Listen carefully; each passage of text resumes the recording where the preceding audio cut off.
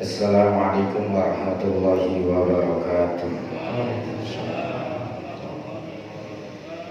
Sadis para hujah para jamaah, hari kita mulai kajian pertama. Bacaannya wa in aroda. Kan aroda ya. Bismillahirrahmanirrahim. Qala al-musannif rahimahullah. Fa in arada al-muhyi ihya al-mawati maskanan usturita fihi tahwitul buqati bibina'i itoniha bima jarat bihi adatun zalikal makani min ajurin aw hajarin aw qosobin. Kita bahas masih tentang masalah hukum menghidupkan tanah yang mati. Maka orang bisa dibilang sudah menghidupkan, tanda orang sudah bisa menghidupkan tanah yang mati kemarin yaitu sesuai dengan adat secara umum. Tanda-tanda untuk menghidupkan ditunjukkan bahwasanya tanah itu sudah dihidupkan sesuai dengan maksud masing-masing yang dituju oleh si penghidup tanah tadi. Mana gambarannya? Sehingga kalau udah begini, kalau udah ada tanda-tanda dia sudah memakmurkan, sudah menghidupkan tanah yang mati, maka tidak ada yang berhak kembali untuk menyerobot atau memiliki lahan tersebut. Nah, diantaranya ada qasab atau borotnya, tujuannya fa'in aroda al-muhyi.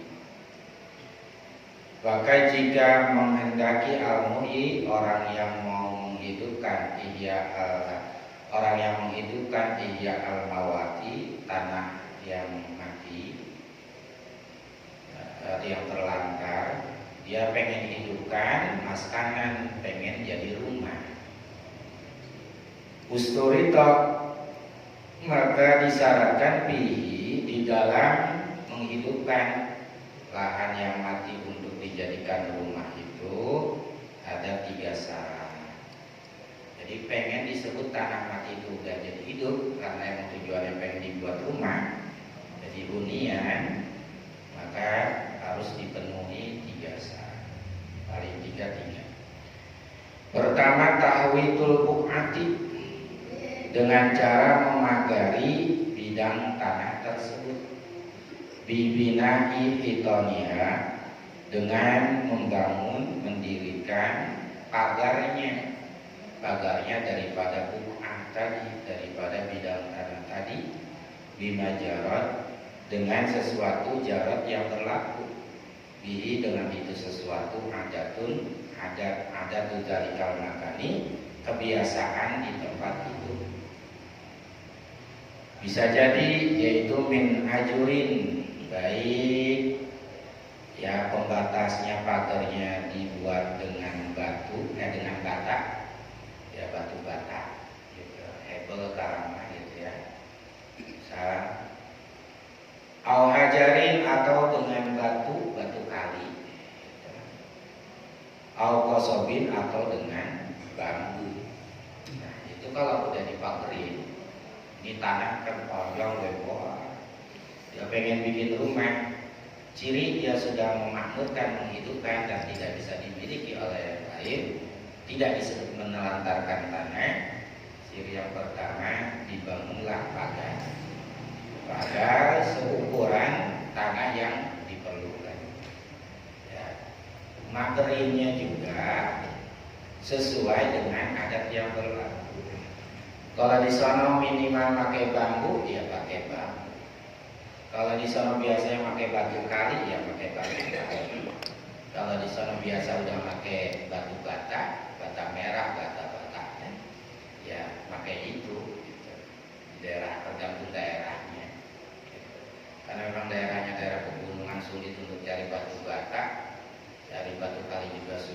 adanya pakai bambu, biasanya yang pakai bambu gitu. Ya, tergantung adat daripada tempat tersebut. Satu baru disebut memakmurkan, menghidupkan, mengelola tanah yang mati. Kalau memang tujuannya pengen dibikin rumah.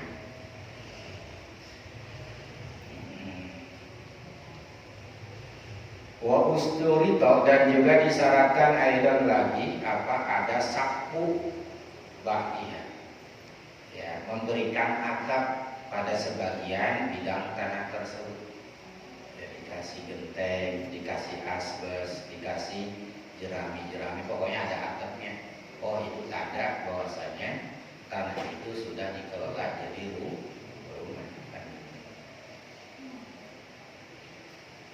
Kemudian juga wanas mubabin, dan memasang pintu, pasangin pintu.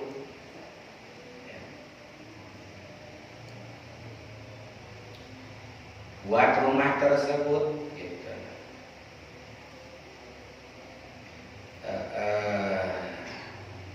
Nah, itulah ciri bahwasanya dia sudah mengelola tanah yang mati, yang tujuannya pengen bikin rumah. Jika kalau udah ada, intinya udah ada bangunan fisik lah, walaupun cuma sederhana, ya karena emang udah begitu dikasih ada tanah ini, hidupin jadi rumah, maka ya seenggak-enggaknya ada di situ ada pagarnya, pagar yang lebih daripada pagar biasa. Pagarnya kayak pagar rumah tuh gak kayak dinding, seukuran segitu, taruhin atap, taruhin pintu, udah. Berarti tanah itu ternyata sudah ada yang memiliki. Tanah itu berarti udah dihidupin gitu. Kalau tujuannya pengen bikin rumah. Kemudian wa in aroda, dan jika menghendaki al-muhyi, orang yang menghidupkan ihya al-mawati, terhadap menghidupkan tanah yang mati, zaribatat dawabin, yaitu untuk menjadi sebuah kandang hewan. Yaitu rumah udah punya gitu, dia punya ternak, ada tanah kosong nih, nggak ada yang miliki. Dia bikin itu tanah kosong tadi biar jadi tempat ternak gitu ya, buat naruh hewannya gitu, atau apa-apalah, pokoknya dia taruh buat naruh buah-buahan yang hasil panen.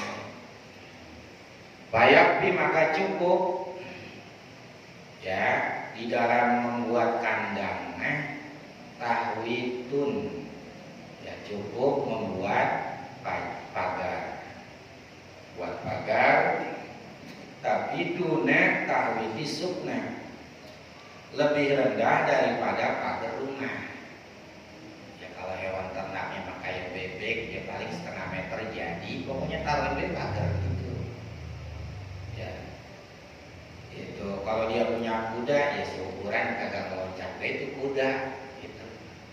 Ya. Kalau dia punya ayam, seukuran kagak bisa keluar, itu ayam meloncat. Kalau dia punya kambing, dia seukuran. Pokoknya pagarnya nggak tinggi kayak pagar rumah. Cukup segitu satu. Ya. Cukup cuma satu ruangan dia mah. Ya. Yaitu cuma memagari yang pagarnya lebih rendah daripada pagar rumah. Walai istaratu, dan tidak disyaratkan asapku bikin atapnya. Ya kalau mau dibikin atapnya ya silakan, atau hujanan ke hewan biar bisa berlindung, atau kagak dibikinin ya nggak apa-apa, karena dia udah punya kandang. Gitu ya. Yang terpenting itu mah dipagari bilang, dia punya ngambil lahan 500 meter misalnya buat hewan, buat miara kambing misalnya. Ya udah pagar itu 500 meter, maka itu tanah berarti udah dihidupin cirinya gitu. Ya. Jadi orang kayak nyerobot yang bisa itu udah ada bikin gitu. Sifat tanah yang dihidupkan. Wa in aroda, Dan jika dia menghendaki, itu si muhyi, orang yang menghidupkan, iya al-mawati, terhadap lahan, menghidupkan yang tanah yang mati. Majra'atan, dia bikin ladang, majra'atan tanaman. Maka disyaratkan bagi orang yang menghidupkan, tujuannya bikin ladang atau persawahan, gitu. Itu 3 syarat. Bayajma'u at-turaba, maka mengumpulkan itu si muhyi, orang yang menghidupkan tanah tadi, at-turaba, terhadap tanah, mengumpulkan haulaha, di sekitaran itu sebidang tanah tadi. Dikumpulin, ya dibedain mana tanah yang bukan buat nanam, mana tanah yang buat nanam. Ya, ibarat kata mah dikumpulin tuh, kalau sebelum nanam tuh tanahnya suka digunduk-gundukin. Ya, nanam singkong gundukin kayak gunung dikit-dikit. Untuk membedain mana tanah yang dipakai lahan penanaman, mana yang bukan. Biasanya bikin gundukan atau mungkin lebih tinggi daripada tanah sekitarnya. Wa yusawi al-ardo, dan meratakan itu orang al-ardo terhadap tanah. Dikasih mustahilin, dengan mencampur bagian yang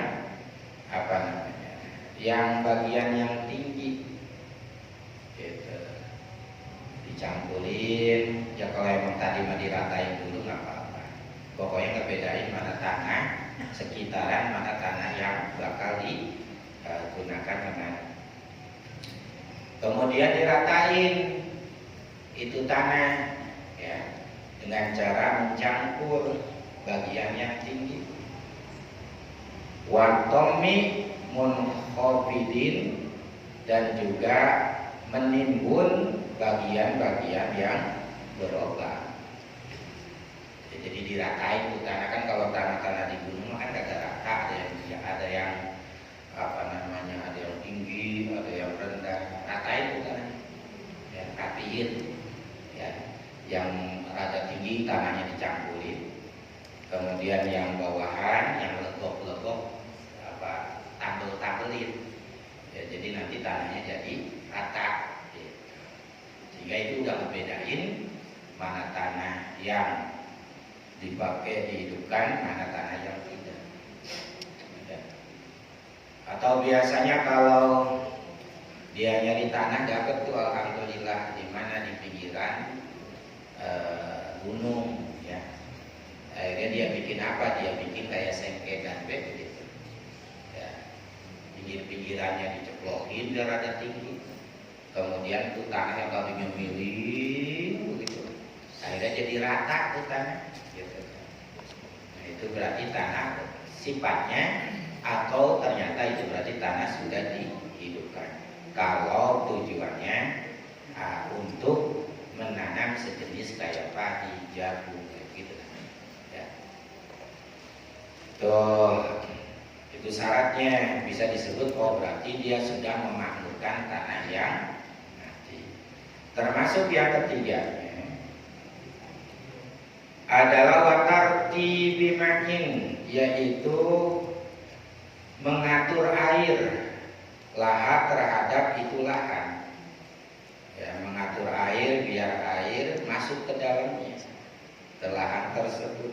Bisyaki sakai saki yatim, dengan cara menggali, ya, dengan cara membelah atau menggali, ya, baik itu mengatur air tadi dengan menggali ataupun membelah.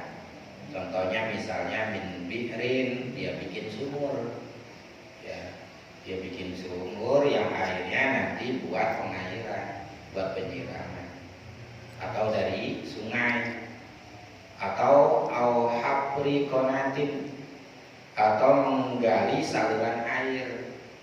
Ada di atas itu sungai lebih tinggi daripada tempatnya, Akhirnya dia bikin solokan dari sono sampailah ke lahan dia. Fa'in kafaha, dan jika mencukupi terhadap itu lahan yang dia hidupkan, al-mataru air hujan, al-muqtadu yang memang bermanfaat, lam yuhtaz maka tidak dibutuhkan ditartibil ma'i untuk mengatur air. Al-sahih menurut pendapat yang sahih.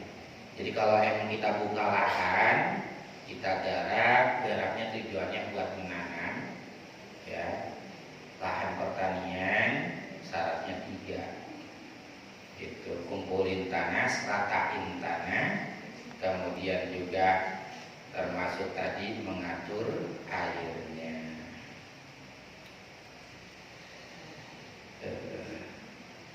Itu kalau bikinan kayak sawah kayak begitu.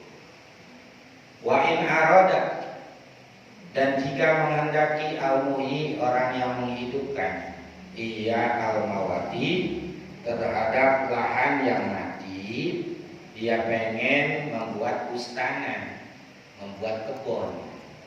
Jadi beda ya antara persawahan sama kebun. Saya mau bikin kebun anggur, kebun cabai, kebun ya pokoknya kebun. Ya kebun sama sawah kan ada beda. Kalau majroah tadi hampir kepada yang terbuka. Kalau ini bustan biasanya ada tertutup.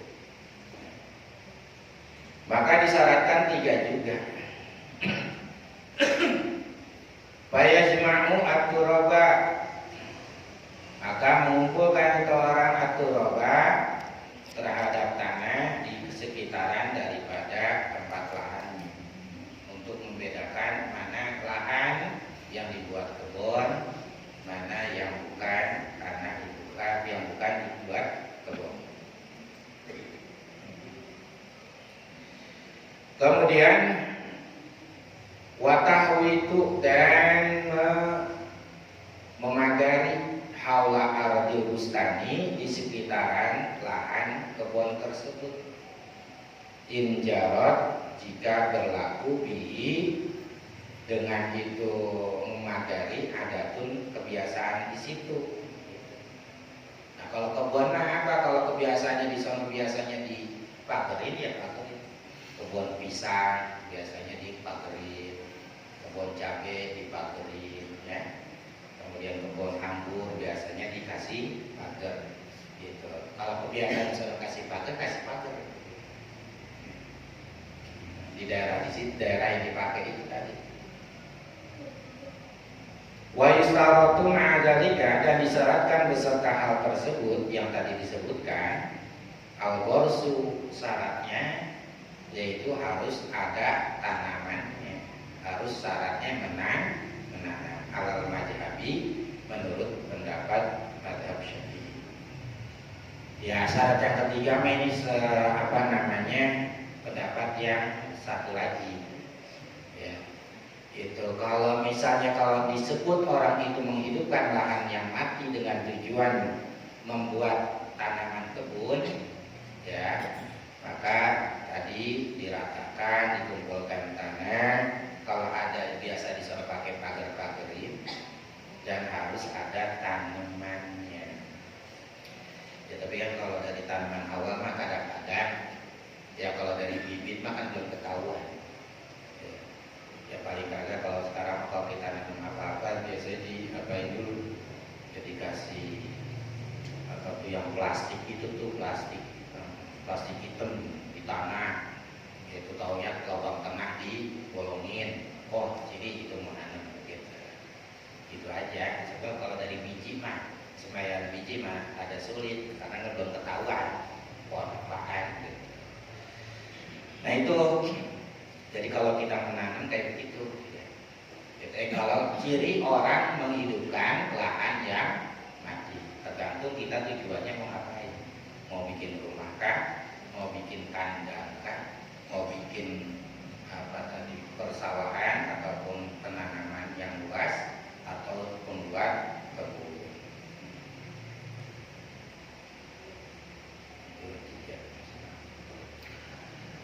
Nah, selanjutnya wa'lam annal ma'a al-muhtasab bisyaksin. Ketahuilah, nggak beda pembahasan tapi menyangkut air juga. Misalnya kita bikin bikin apa namanya lahan tadi ada tanaman, akhirnya kita airi, kita bikin airnya dengan cara gali sumur misalnya di situ. Ketahuilah bahwasanya air yang dikhususkan bisa terhadap seseorang. Intinya kalau orang punya air begitu di lahan tadi terutama atau yang lainnya, la yajibu itu tidak wajib bazlahu memberikan air tersebut limasiyati ghairi terhadap binatang ternak yang bukan miliknya mutlakon secara mutlak. Ya, dia nanam apa-apa di situ akhirnya kan emang daerahnya daerah kagak ada kagak ada sungai, kagak ada solokan, akhirnya dia bikin sumur. Lahannya luas, cuma dia bikin tanaman di sana, mungkin dia bikin orang ada yang bikin ternak. Nah, gimana kalau ada ternak orang lain minta air atau orangnya minta air ke kita yang punya sumur? Pada dasarnya tidak wajib memberikan air tersebut kepada binatang ternak orang lain untuk minum secara mutlak. Satu, pada dasarnya. Wa inna ma yajibu, dan bahwasanya wajib, sesungguhnya wajib badlul ma'i memberikan air itu hanyalah bisalah sati sarofito dengan 3 syarat. Tapi boleh bahkan jadi wajib. Tadinya awalnya nggak wajib, kalau ada yang minta air kita wajib ngasih, enggak, karena itu milik kita. Gitu. Apalagi ada binatang ternak orang lain yang bukan punya kita minum, gitu. Nah dikasih juga nggak wajib ngasih. Cuma bisa jadi wajib kalau memenuhi 3 syarat. Ahaduha, salah satunya dari 3 syarat, ayatullah, hendaklah lebih itu air an hajatihi daripada kebutuhannya. Kalau airnya ngeluber banyak, gitu, wajib kasih. Itu daripada aisohibil ma'i, daripada kebutuhan pemilik air. Kalau lebih wajib dikasih kalau ada yang minta. Wajib. Fa'ilam yafdul, maka jika tidak lebih itu air, bada'a binafsihi, maka mulailah terhadap dirinya sendiri. Wala yajibu badluhu li ghairi, dan tidak wajib memberikan kepada yang lainnya. Ya pokoknya intinya kalau lebih kasih, kalau ada ya udah, emang kita itu. Ini kalau sifat biasanya. Kecuali nanti kalau isar orangnya. Isarul ghairi, kecuali orangnya emang sabar suka memilih kepada yang lain dibanding dirinya sendiri. Ya tidak, yang lain pada makan, pada punya kita, saya malah pernah isar itu lebih memilih kepada kepentingan yang lain dibanding dirinya sendiri. Kecuali kalau begitu baru kalau dia sabar menerima penderitaan. Satu beda. Nah itu intinya ciri orang udah menghidupkan tanah yang mati tergantung daripada kebutuhannya atau maksud dia membangun lahan yang mati tadi dengan ciri-ciri yang ada, sehingga orang lain tidak akan bisa memiliki merebut lahan tersebut karena lahan tersebut emang udah ada cirinya, lahan tersebut sudah dihidupi. Kemudian kalau emang dia punya air di lahan dia, kemudian ada yang membutuhkan hal tersebut, itu tidak wajib memberikannya, kecuali 3 syarat. Yang pertama, kalau airnya lebih daripada kebutuhannya. Nanti 2-3-nya selanjutnya. Kita teruskan nanti wasani. Ya Rasulullah